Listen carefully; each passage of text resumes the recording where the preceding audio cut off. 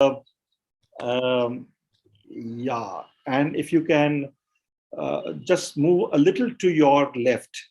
Can you see me now? Is it okay? Yes. Sorry, to your right. Sorry. All right, we are all set to start, and I'm sorry to have pulled you out from the OPD. And no, that's fine. It was already planned earlier. I finished my OPD. My apologies to the patients whom you are attending to, who have been deprived of your attention. Welcome to Health Live at Seniors today. A belated Happy New Year. This is the first session of the year, and we are delighted to have here with us Dr. Kirti Sabnis. Dr. Sabnis is an infectious disease specialist at the Fortis Hospital in Mumbai, and she is going to be speaking to us about the Omicron scare and COVID care for seniors. A little about Dr. Sabnis. She, as I said, she's an infectious disease specialist at the Fortis Hospital in Mumbai. She has completed her MBBS from the D.Y. Patil Medical College in Kolhapur, and as a postgraduate in infectious disease from the Bangalore Baptist Hospital. She's also done her 2-year postdoctoral clinical fellowship in infectious diseases, Christian Medical College, CMC, Vellore, with nearly a decade's experience in infectious diseases and specialist training on HIV treatment, venereal diseases, immunization, infectious diseases, and tuberculosis. Dr. Sabnis plays a crucial role in the battle against COVID-19.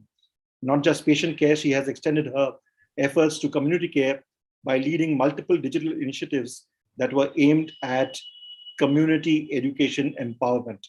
Welcome to Health Live at Seniors today, Dr. Sabnis. Could you put your camera on? Yeah, I'm here. Yeah.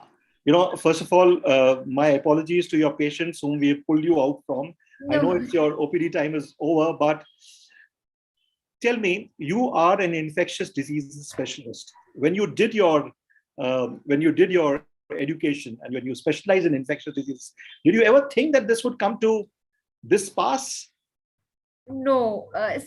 Actually, we didn't want it to happen, but it was kind of predicted that this is like a new pandemic, which because we have majority of the things which are like in peace around the world, and the travel around the world has expanded so much that any respiratory illness which can communicate very fast can lead to this kind of a scare. So this is called as not exactly terrorism, but this is because of our increased travel.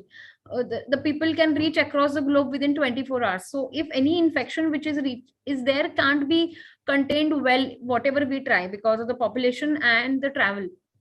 So this can happen, and unfortunately it has happened. So obviously when I did my infectious disease, we didn't predict that this is going to happen, but yes, it is there. And it has happened, and it has happened again, and now it has happening yet again. How scary is the situation? I know we'll come to the presentation, your presentation and your discussion, but first off, your spontaneous reaction to this question as to how scary is it? Is it really as bad as a second wave that we were talking about, that we've seen?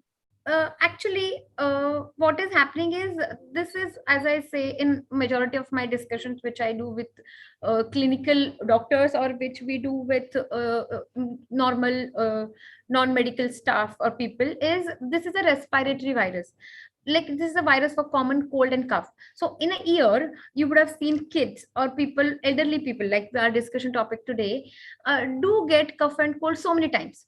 So this basic nature of the virus, like each person has a basic nature that can't be changed. Similarly, each virus and bacteria have a basic nature which comes from their genes, which can't be changed. So this kind of a respiratory virus, which is like a flu, can have recurrent change in the structure, can cause new infections. So it might happen, like now our government of India has already announced booster for this year. The time might come that we might need to take boosters every year to have at least reduce the complications. As we are going to come in and see in our discussion, we can't avoid getting infection, but definitely even seniors can avoid having complications from the infection. So it is because it's a cough and cold, we might get it again and again, but we can prevent complications. Dr. Sabnis, I must tell you, there are so many questions that everybody has. I have questions as well. So what I'm going to do is I'm going to request you to start your presentations. Those of you who have questions here, please put them in the Q&A tab. If it is a specific question about yourself, please mention your age and your gender, as we request always, because then Dr. Sabnis can give you a considered and a customized reply given your concern. Over to you, Dr. Sabnis, for your presentation. Actually, there is some technical glitch in my presentation getting loaded. My IT team is No working worries, on no that. worries, no So worries. meanwhile, can we start with the questions? Yeah, sure. We will start with the question, but just a. Can I give you a brief by that? What is Omicron and all? Can we start? Yes, please go ahead. Yes. So as I said, this is a respiratory virus. First, the COVID-19, how it spreads. There was initially a lot of myth. You would have seen that people are covering the face, wearing all kind of funny gears, washing entire, like even when they go out and come inside, they're almost like washing entire things which they have carrying with themselves. So is it required to have that much of scare and hype? That's the first thing which we need to decide. So the COVID-19 or Omicron, both are, there are minor changes from the basic COVID-19 virus which were there in Omicron. So few properties are different, which will come to it, but this spreads through aerosol.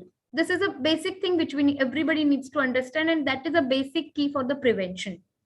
That's what I want to stress it. So when I'm talking, if I'm like right now, there is no one in my room, so I'm not wearing a mask.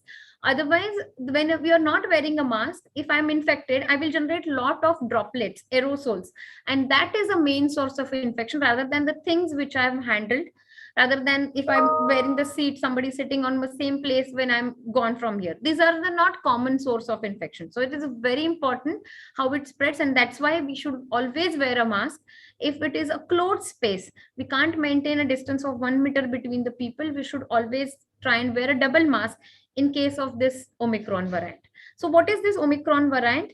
Omicron is a mutation of the old COVID-19 virus, which we have a limited information as of now because it's been only studied in some parts of South Africa, UK and US, but it has slightly more infectivity than what previous COVID-19 has. So that's why we are seeing many people getting, like one household, if one person is infected, we see majority of the people in the house are getting infected because it has a slightly more infectivity.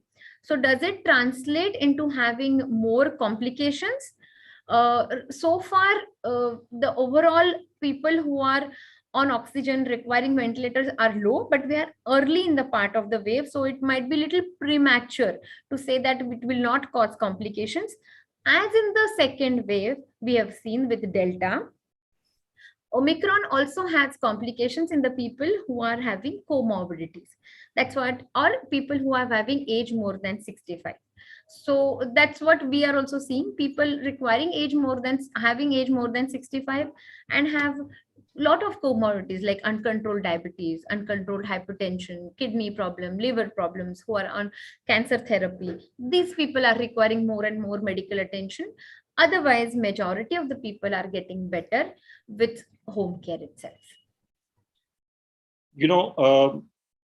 Dr. Sabnis, there are a host of people who have had COVID in the past. They have taken, they are twice vaccinated.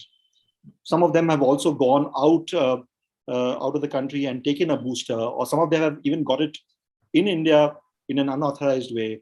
They're still getting, they've still been infected. They've got COVID yet again. So clearly the vaccine that they have taken so far, whether it was Covishield or Covaxin, haven't really worked. Why is that so? That is a very, very, Maheshwariji, it's a very common question which has been asked, and people feel perplexed, like I've taken 2 doses of vaccine, still I'm getting infected. So I want to put a very important thing in this, that see, vaccines will reduce the complications like there are vaccines available for multiple diseases. Vaccines are available for tetanus, for pneumonia, for influenza, for typhoid. So they will not give you 100% protection. What vaccines do is they are a small dose of virus itself. So they will prepare your body to make a response or antibodies. So when actual infection comes, you will be able to deal it little better way. You will not fall sick as you would have fall sick without a vaccine. So vaccines will not give you 100% protection, that is always, but it will always reduce a chance. Suppose if you're not taken a vaccine, when we do a study, we see people who are not taken vaccine have more chances of landing up into the ICU, having complications, staying up in the hospital for longer time than people who have taken vaccine. So that's an advantage of vaccine. And as well as this vaccine, for what the vaccine is devised is also very important. For like TT vaccine, we don't need normal TT vaccine, we need to take once in 5 years. We don't need to take it much often. But this particular virus which we are designing a vaccine for is also has a tendency to change its form very often. Unfortunately, the COVID-19 virus is like that. So the vaccine this vaccine currently for Omicron, what vaccines we are taking is working. But if there are more changes in a genetic form of the virus, there might be possibility that current vaccines might not work and we might need to devise new vaccines. So for now, for Omicron, what mutations which we have studied, the vaccine at least is working for giving protection against complications, definitely. And tell me, what about the flu vaccine? Is it, for instance, if I'm going to, while most of our people over here are senior citizens and they will be eligible to get the booster shot dose that starts from the 10th, though we are waiting for the final notification and the details as to how one has to do it. But do you think that for those who are not 60, taking a flu shot in the meantime, is it really helpful? That's a very important question. So flu shot helps in people who have prior lung diseases, for people who have on oxygen, people who are diabetics, because what flu vaccine does, flu vaccine prevents from getting other infections in the lungs, like bacterial infection. Normally what happens in elderly people, they get flu, influenza, and with that they get secondary bacterial infection. So that makes the people dependent on the oxygen, sometimes make them sick, going to the ICUs. But if you take influenza vaccine, it will not prevent you. There is no relation of an influenza vaccine preventing you from getting COVID. It will not prevent, but it will reduce the complications of secondary infections. That's why if my presentation is opening once our discussion is over, there are few vaccines recommended for people who are above age of 65 or who have lung, liver and heart problem, because these are the three category, and kidney problems, because these are the four category of people who tend to get recurrent infections. So to prevent that, they need to take few set of vaccines every year, every 5 years. That is called as adult vaccination. Actually, it is not a very well developed branch in India, because we don't have a facility, or we don't have a culture of giving flu shots every year, because our flu rates are generally lesser before COVID. So now I think COVID has made everybody aware about there is something called as adult vaccination or senior citizen vaccination. Vaccinations are not only for kids, they also need to be given for adults to prevent complications. So I must ask you this question. Just, for instance, if I am 60 and I don't have any comorbidities, but can I still take a flu shot and perhaps a month later get the vaccine when I'm eligible to get it? For COVID, the second vaccine? That's yes. The third vaccine. Yes. Can I take a flu shot now and perhaps a week later take the COVID booster shot? Yes, that can be done, because now we have been using this COVID vaccine for almost a year and a half. And what overall data around the world, not only Indian data or Indian experience, is we can give flu shots along with the COVID vaccines or any time after COVID vaccine. There is no need to, we don't need to keep any gap. They can take it. All right. If your presentation is ready, please go ahead with it. And we will start with, and then there are questions flowing in as we speak. Yeah, just give me a second. Yeah, sure. So folks, just wait for a couple of minutes until Dr. Sabnis is back with her presentation.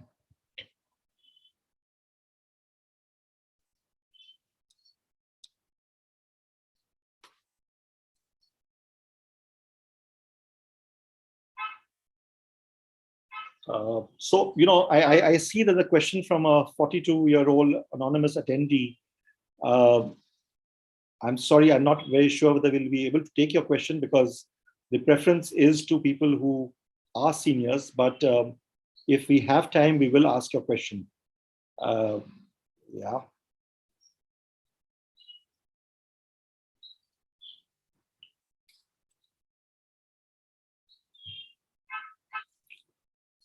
Technology does this to all of us. It was planned, the presentation was readied and all of that, but when it came to it, we've had an issue.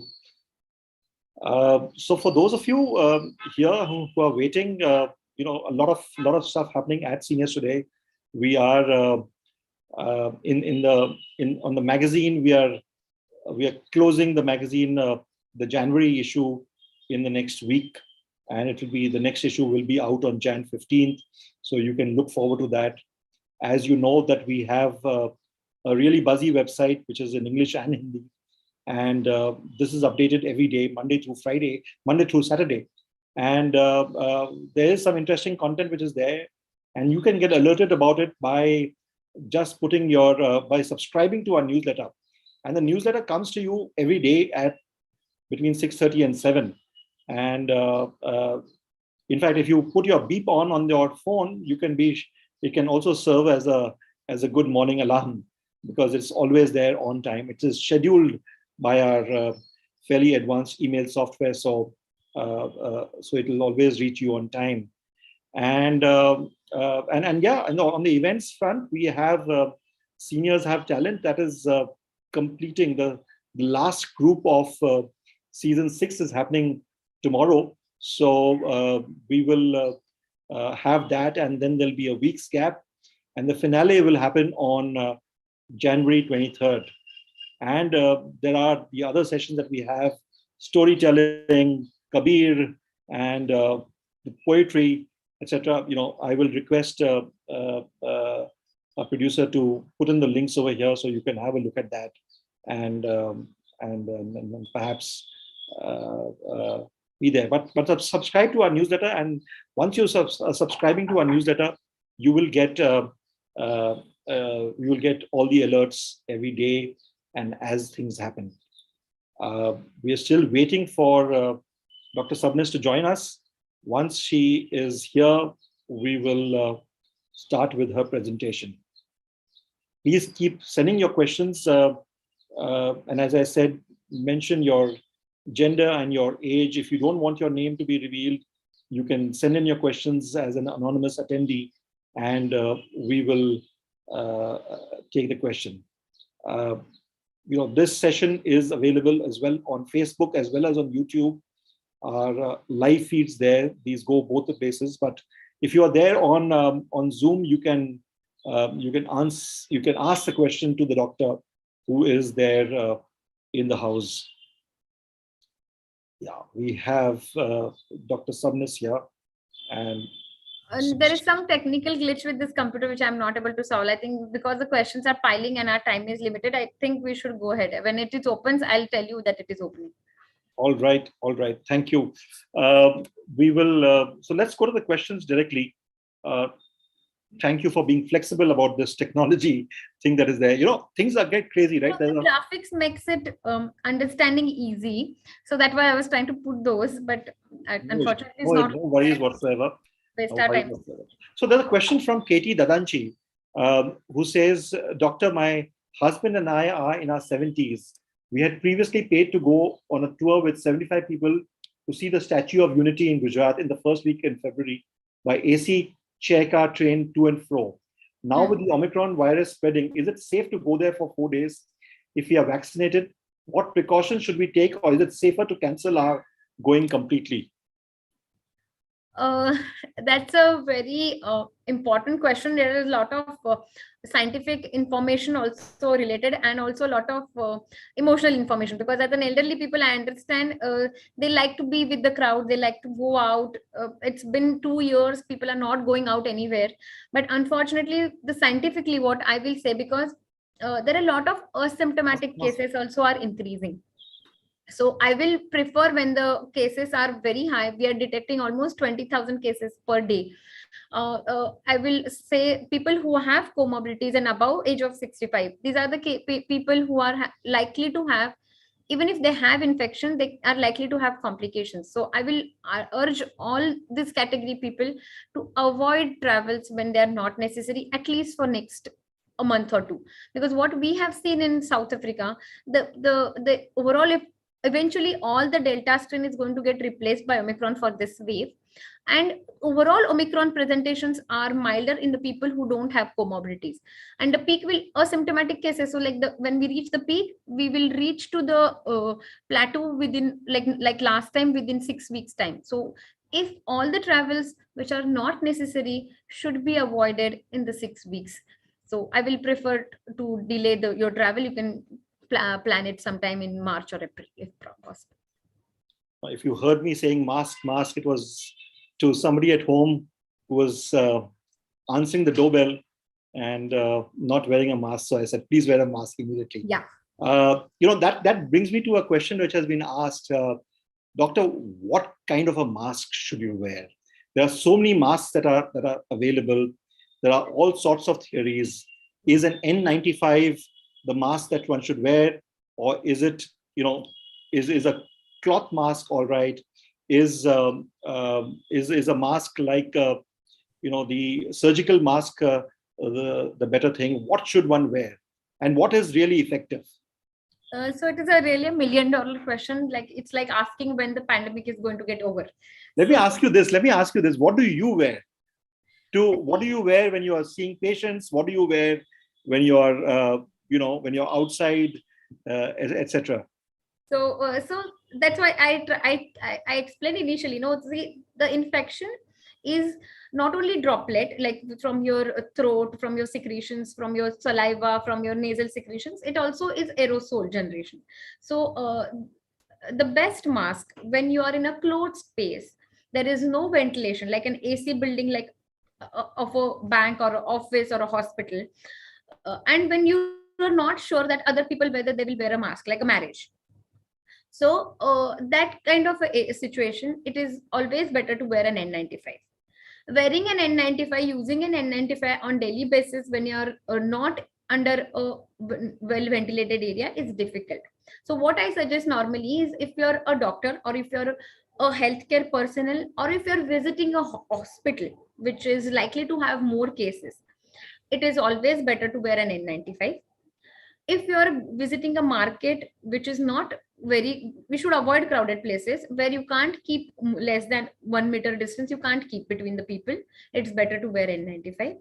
If you're going in a train which is open, if you're going in a bus which is non-AC, which can be open, the windows can be open, if you're in a place where you can keep a 1 meter distance and you can make sure whether all other people are wearing a mask, you can wear a double mask, like two cloth masks, one surgical mask, or a cloth mask, like the combination you can wear. You don't need N95 in situations where there is not much of a crowding, where ventilation is well maintained, and where you are not going to see high risk patients. Like in hospital, if you're visiting a hospital, there are likely all other people also coming with the sickness, only likely to have high chance of having COVID.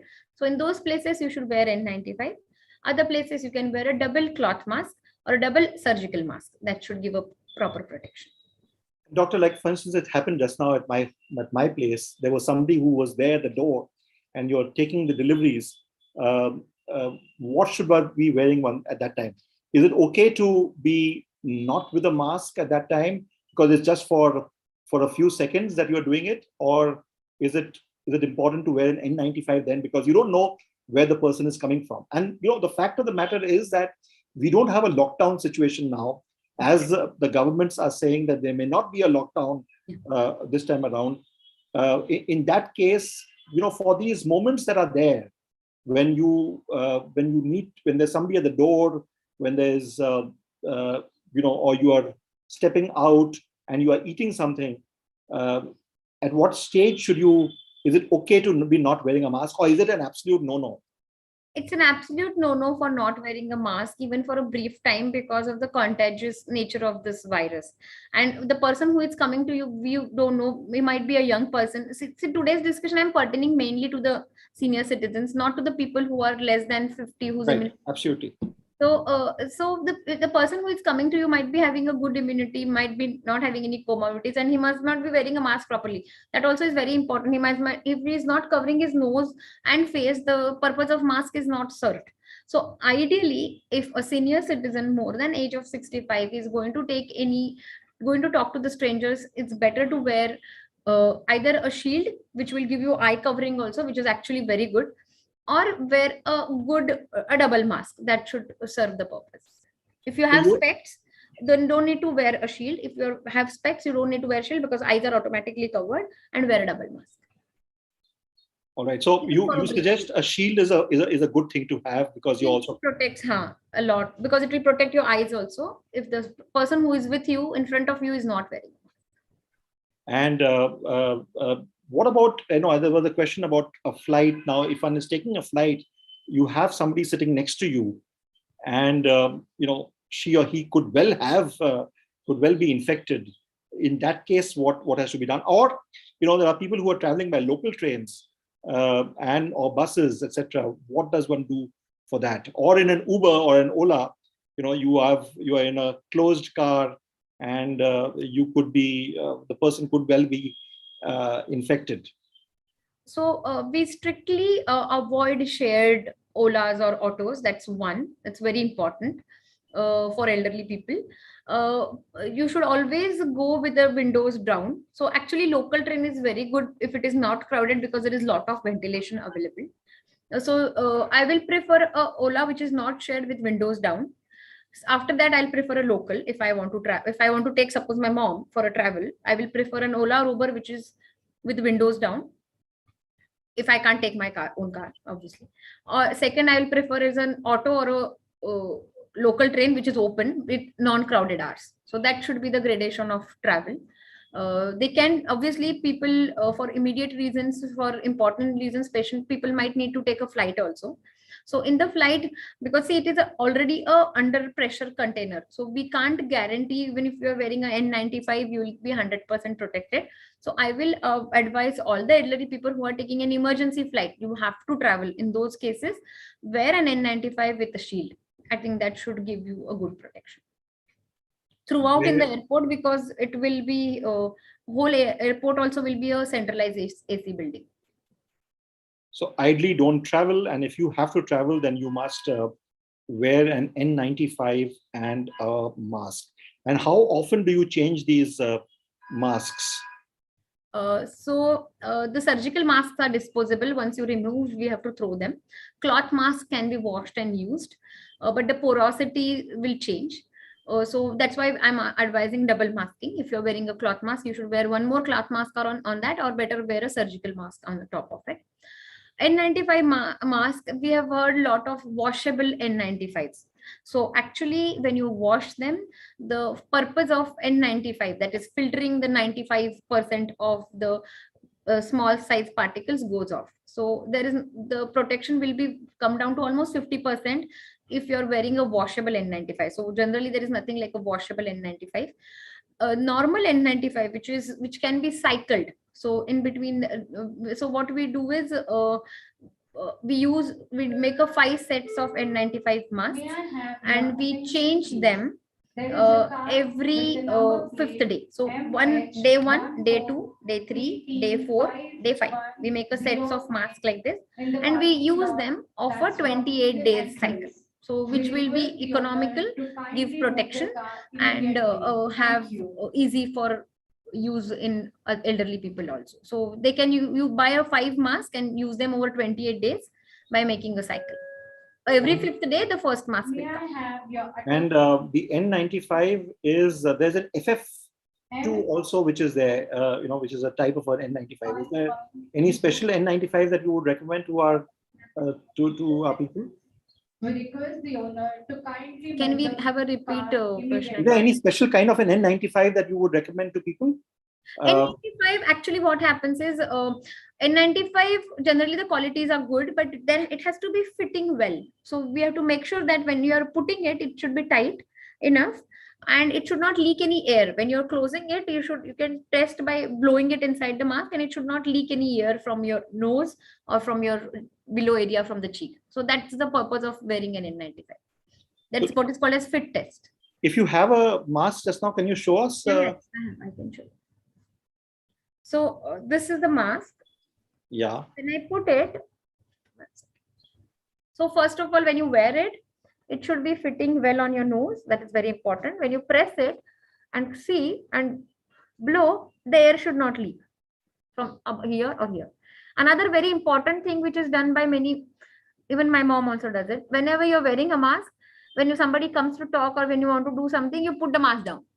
So this is total no-no, because as a scientific data, this area is exposed and this is unsterile. So when you wear your mask and then put it down, you're actually making the inside of your mask unsterile. So you should not, if you want to remove the mask, if there is nobody, you should first wash your hands or sanitize your hands, put the mask entirely away. You can carry a small pouch or a bag to keep it, remove it completely, do whatever you want to do without a mask, have a cup of coffee, sip water or anything, then sanitize again and wear your mask. This will not serve. Putting your mask, putting it up, it's total no-no. One message all the senior citizens wants to take from this session is wear a proper mask, because that's very, very important. One last question on the mask, because it's such an important, weapon to protect oneself. Supposing you're on a flight and you are asking for a meal or whatever is being served, you obviously need to have the meal and there's somebody sitting next to you. So what do you advise? Don't have the meal at all on the flight, or? I will advise not to have meal on flight, which is difficult if it is a long haul flight. So the seat should be designed in the flight, like there should be alternate passengers sitting. And then if you are having a meal, make sure that the other person is wearing a mask. That is very important. Both of you can't be without mask. Then that's like a direct aerosol generation and spreading the infection if anybody is asymptomatic. Right. I'm sorry to have taken too much time from our on this question, but it's so important. We have a question from an anonymous attendee who says, I'm 69 years old and I have taken both my doses. I had COVID in October 22, and now I have got the Omicron. I have taken a cocktail and feel better. Do I need to take a booster, or can I get an Omicron? Can I get Omicron again? He says he has diabetes and slight hypertension.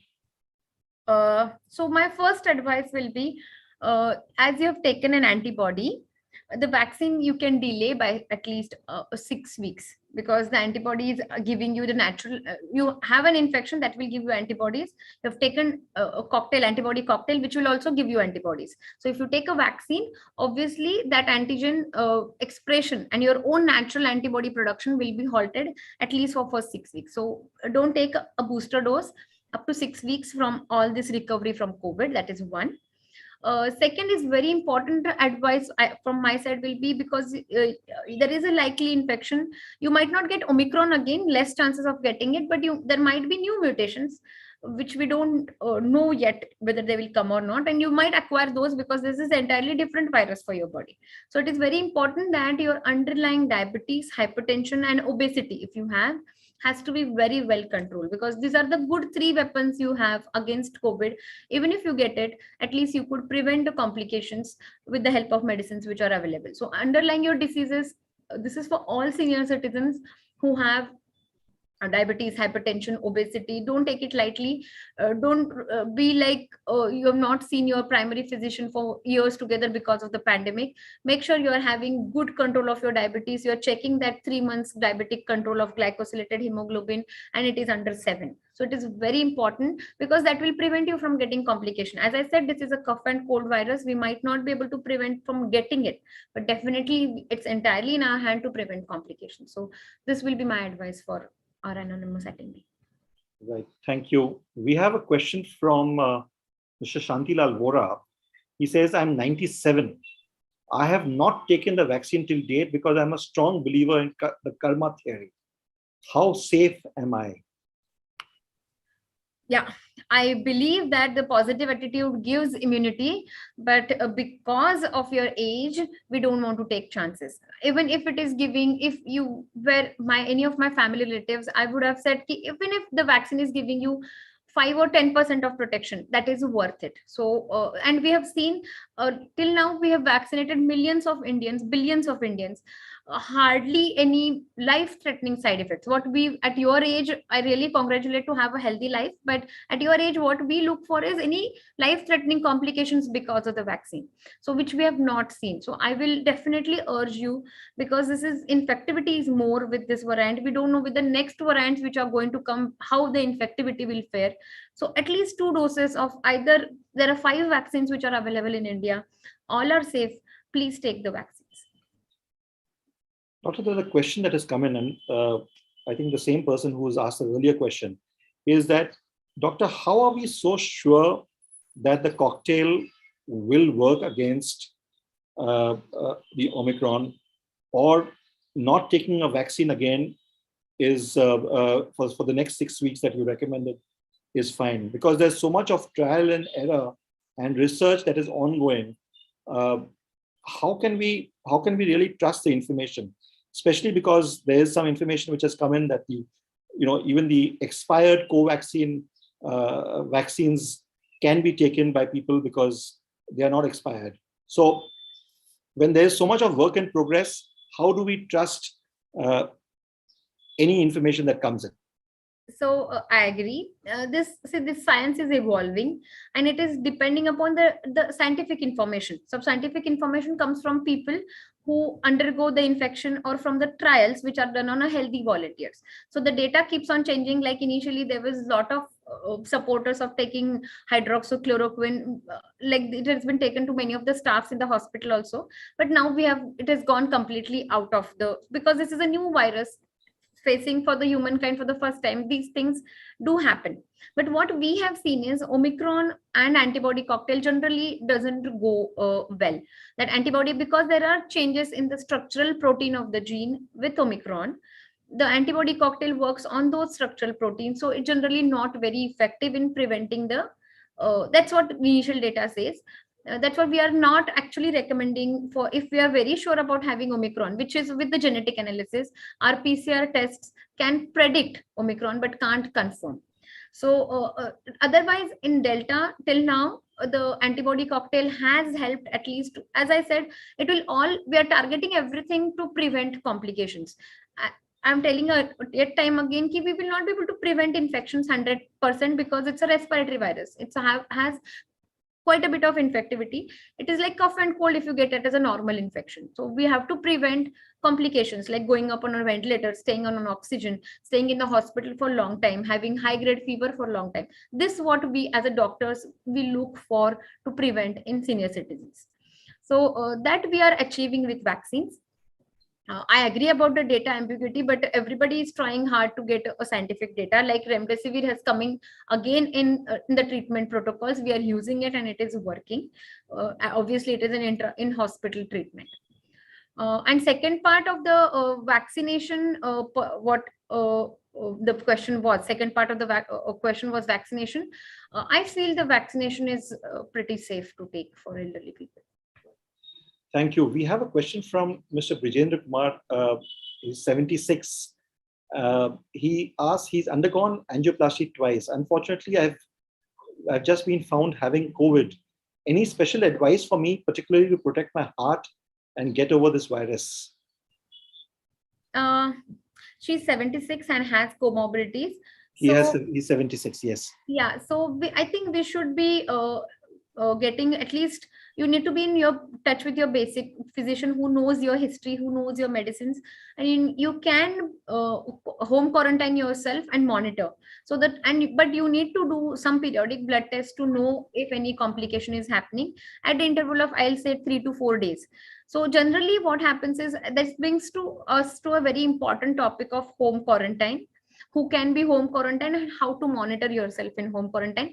I'm talking in particular with Omicron, because this is our topic of discussion today. So on Omicron, generally the illness starts with basic complaints of throat and cough rather than breathing difficulty, which we had seen in Delta. So it is very important for person, even what the age doesn't actually matter. If you have infected with COVID, you should monitor yourself well. What does the monitoring consist of? You should have a thermometer and a pulse oximeter at home. You should have a separate room. If you have 3 people, all the people are infected in the house, they can use the house, that's not a problem. But if you have few people who are not infected, they should be completely isolated for at least first 7 to 10 days. You should have a pulse oximeter, you should have a thermometer. If you're having a BP, you should have a portable that blood pressure monitor, which is there. You should monitor your oxygen at rest and oxygen on walking for 3 minutes every day, at least 3 times. This suddenly the oxygen will not drop. You will have some telltale signs at least 24 hours before, that extreme fatigue. Your oxygenation before was 98. Now there is a 3% drop, that is coming 97, 98, it is coming now 94, 93. So that's a significant drop. This is a point you should inform your physician that I am having these things. You should do the blood test and preferably go to the hospital. Also maintain your sugar and BP medicines properly. Also maintain your hydration very well, because many of the times people don't have appetite, they don't eat, and because of the dehydration they start feeling giddy, they start feeling vomiting. So it is very important to keep yourself very well hydrated and monitored. Keep yourself mobile, keep walking in the room. Also very important thing which has been shown is lying on your tummy, what we call as awake proning. It helps because it gives more area for lung to ventilate. So I will urge all the senior citizens who are infected now with COVID-19, try to sleep on your tummy ulta for at least 6 hours in a daytime. It is not possible to lie continuously, so you can make turns. 1 hour you do your work, 1 hour you lie down on your tummy. It is very important because it keeps your lungs ventilated. That's our ultimate aim of treatment. And please be in touch with a physician who is knowing you or who has experience in treating high risk patients like you. It is very important. Right, thank you. And you mentioned about the home isolation, etc. Once again, even in that, there has been the earlier advice to everybody was a 14-day quarantine. Now the government has come up with a 7-day quarantine, and many a time we don't even know whether it's Omicron or whether it is Delta. So what is the advised isolation protocol for that? So the isolation protocol is mainly to prevent getting infected other people in the house. And if you go step out, the other people should not get infected. So when you step out of the house, you're obviously wearing a mask. So that is one. Second, what we have seen in COVID-19, the previous variants, the original COVID-19, the Delta variant, the shedding of the virus, the main bulk of the virus which is getting shed is for up to 10 days, actually. So the isolation initially was for 17 days because the infectivity was lasting for longer in Delta. The Omicron infectivity, what has been seen, is a little low. So they have, and because a lot of patients being found, healthcare workers are also found, there is a problem for the work front also. So majority of the healthcare workers will wear an N95. That's what the modified quarantine time has been changed. So as a practical purpose, because as we have discussed already, the data keeps on changing. As a practical purpose, I will advise everyone to follow at least 7 days of quarantine at home, strict quarantine, and remaining 3 days, they wear a mask. And if they can extend the quarantine up to 10 days, that will be really good, which will make sure that they are not transmitting infection to their at least surrounding people in home. Because if you're going out after 7 days in your house, you're removing yourself from the room quarantine, at least wear a mask majority of the times, and try to eat alone when your mask is not on. And does one need to take a an RT-PCR at the end of 7 days or 10 days, or That's a very common question asked. Many people ask, please get our RT-PCR done. Many of the times people are so overwhelmed with the sickness that they feel they will not leave the ward unless the RT-PCR is done. But they have to understand the basic nature of the test. It is a scientific thing. So RT-PCR detects the gene of COVID-19. So that will not tell us whether the virus is alive or dead. Dead virus also can give rise to positive RT-PCR. There are some clues from the CT value, but that also is questionable. So I will urge everybody to follow isolation for 7 to 10 days, at least 10 days, I personally feel, and not to do PCR. There is no role of repeating PCR unless it is required for some travel. Doctor, there are so many questions. We are at 5:47 and I'm sure you've had a long day. But I'm going to just take 2-3 questions which are specific and of seniors. This is a question from Ishita Das from Delhi. She asked for her grandmother who's 83 and came through the second wave of COVID. She's a stroke patient. What can we do to protect her aside from masking and distancing and boosting? It's a very important question, Mrs. Das. So what elderly people, what we are advising them to practice is what is called as reverse isolation, because they are at a high risk people. They should be overall restricted from avoiding from any unnecessary travel, avoiding any unnecessary people without mask. They should avoid unnecessary visits to the hospital. They can majority shift to teleconsults. Their doctors can have a teleconsult visit at regular basis for their control of regular diabetes, hypertension, if it is possible. Like dialysis patients can't have a home dialysis many of the time, so they have to visit the hospital. Also, fifth thing which they can do is taking their regular vaccinations, which brings us to the adult vaccination, which we were discussing. So if they do these 5 things, they can be majority of the times protected. So what is reverse isolation is people who are more than age of 85 should limit where actually inside the house wearing a mask. That helps majority of the times when they're coming into face-to-face contact with other people who regularly go out. So this can be practiced at least when there are a lot of cases and when there are a lot of asymptomatic people. Also, one thing which can be practiced by young people in the house is when if you have any symptoms, like even if it is slightest throat pain, because you might not have a full-blown high-grade fever, cough, cold and all, that might take 2-3 days by the time your half of the infectivity is over. So if you have little bit of respiratory symptoms, wear a mask. That helps. Great. Thank you. We have a question from Narendra Shah, who's 70. Mr. Shah says, I've had COVID in March 21. After COVID, I had urinary issue where urine was not passing. He's under treatment from a urologist. Just like diabetes, I have to take regular medicine. Should I go for a booster dose? Please advise. And there's another question from about a booster dose. This is from Mr. Satish Puri, who's 73. My wife and I took 3 doses of the Pfizer vaccine before coming to India. Do we need to take a booster, a Covaxin booster? So this brings us to a very important topic. I think we should spend few moments on this, is a booster dose.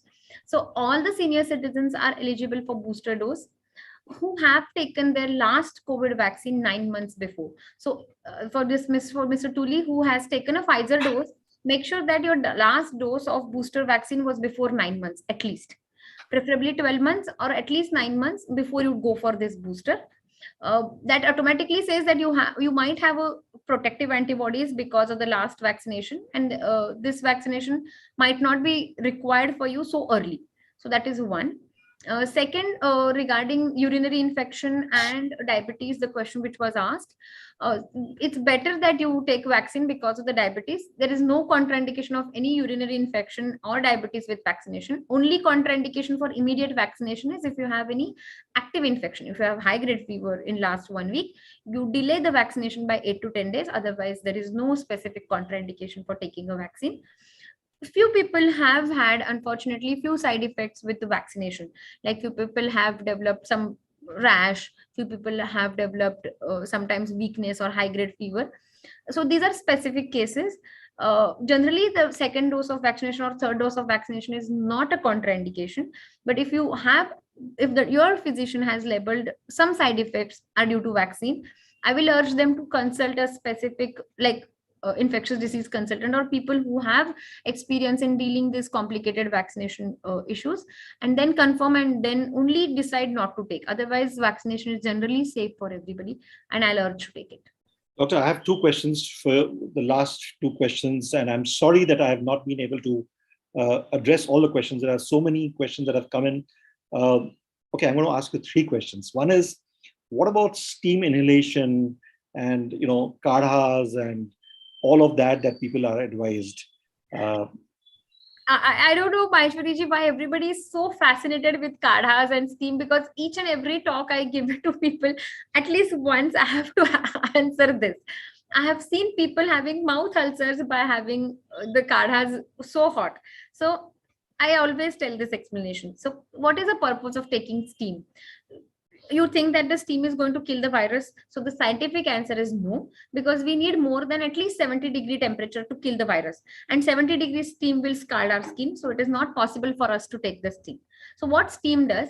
Steam will clean your decongest if you have any congestion, which is because of COVID or because of any other viral illness or because of some allergic sinusitis also. So I will say that yes, you can take the steam because it is anyway decongesting. It is not going inside your systemic circulation or not going inside your body. So you can take it, but it is not the treatment, or it will not prevent you from getting COVID.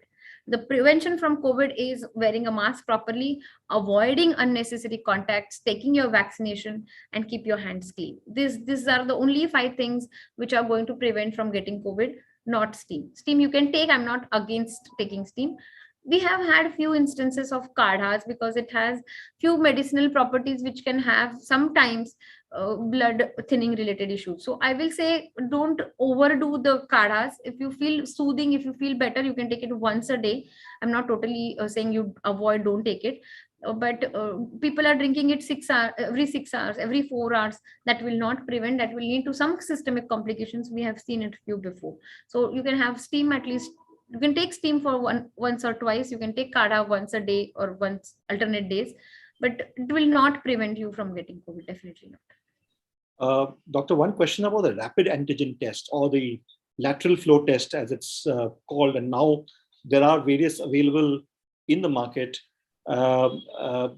So is it if it comes positive, should an RT-PCR be done? If after the 7 days you take a lateral flow test, and if it is come negative, can that be trusted fully? What is your advice? So antigen tests have been devised because there is a lot of load on the labs to give you an RT-PCR report. So it is for the easy and earlier diagnosis. So the isolation and effective treatment can be started. So they are good tools for the diagnosis, definitely yes. But these are not the test of cure. If the test becomes negative and then only your infection is gone, and if the test remains positive beyond 10 days, that means your infection is still going on. No, it doesn't work that way. It can be used for a rapid diagnosis and isolation and starting early treatment. So antigen tests are good if they come positive. If antigen test is negative and if you continue to have symptoms, that doesn't mean that you don't have COVID. You should do the RT-PCR to say that if you don't, to check whether you have COVID or not. Sometimes it has happened to that 3 RT-PCRs are negative and still people have had COVID. So ultimately it is mainly a clinical diagnosis, and with the help of lab and overall symptoms, which your doctor will do if your basic first antigen and RT-PCR test is negative. So I will urge antigen test use for the diagnosis, but negative test doesn't mean you don't have COVID. So if after 7 days of having COVID, you first of all say that it's not necessary to do a test, but if you do a rapid antigen test and it comes negative, can one assume that you don't have COVID, or should one still do an RT-PCR? No, we don't need to do RT-PCR as a test of cure. We don't need to repeat it after 10 days of finishing your isolation. It's not required. After 10 days of finishing the isolation. There are a lot of people who I know, and I've interacted with somebody also who have got the lateral flow test. It has come positive, so they know that they have COVID, but they're not doing an RT-PCR because it leads to a lot of restrictions, etc. You cannot have your domestic help coming in. It's almost a social stigma, etc. What is your advice to people like these? It's actually happening quite a bit. If you say it is because of that it is available over the counter, it is happening quite a bit. Good, Ms. Maharashtra, you brought out this because this gives a very important social message that if the test is positive, that means you need to have isolation. So even if it is antigen or PCR, that is your everybody's social responsibility to prevent the spread. Otherwise, we'll keep on having these kind of mutations. For instance, there's somebody I know who said, fine, I'll isolate myself in my own house, but I don't want to inform the housing complex or do an RT-PCR, because then the corporation comes into the picture, and then my entire house is isolated. We will not get our domestic help, etc. So, so if I'm isolating myself, and if I'm not informing, if I'm not doing an RT-PCR, is that fine? Not doing RT-PCR is okay. I will say okay, but you should inform your housing committee. Domestic help will not come for 7 days. I think that is okay because we have to protect her also ultimately. The infectivity is slightly higher. So if your antigen is positive, there's high likely that other people in the family, if you're not followed a correct isolation, might have been infected. So, so I think the correct thing is it's okay. I'm not like if it's okay if you don't do the RT-PCR, but correct isolation norms and protecting your domestic help and following the correct isolation is very important. Everybody should follow it. You should inform your housing complex. Doctor, one last question is, in times like these, it is so difficult to interact with doctors like yourself, because all of you are also so busy. But if any of our senior citizens is interested in interacting with a doctor and speak to an infectious disease specialist like yourself, is there some kind of a tele consult that is available that people can do with somebody like yourself or somebody else? Yeah, we have a tele consult team which is available.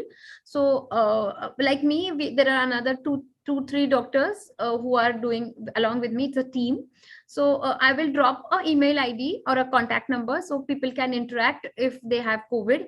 Or if they can mail me if they are not COVID and still they have any COVID related questions. So they can, that email they can do it, just if they have any questions, like we are discussing the questions, they can mail it to me. If they want any medical advice regarding the COVID positivity vaccination, they can always teleconsult. It's available every day. We will be carrying the edited extracts from this video, as well as the takeaways, which is written by a qualified doctor. But since that's 2 days away, is it possible for you to give it to us right now? I will put it in the chat box right away. That's not at all a problem. Thank you very much for that. And I'm sorry to rush you like this, but people are exceedingly anxious about this, and they will surely have questions. I understand. Because there is a lot of I believe the information should be correct and scientific. It should not be based on too much of hype which is getting created. That's, I think, the main importance of it.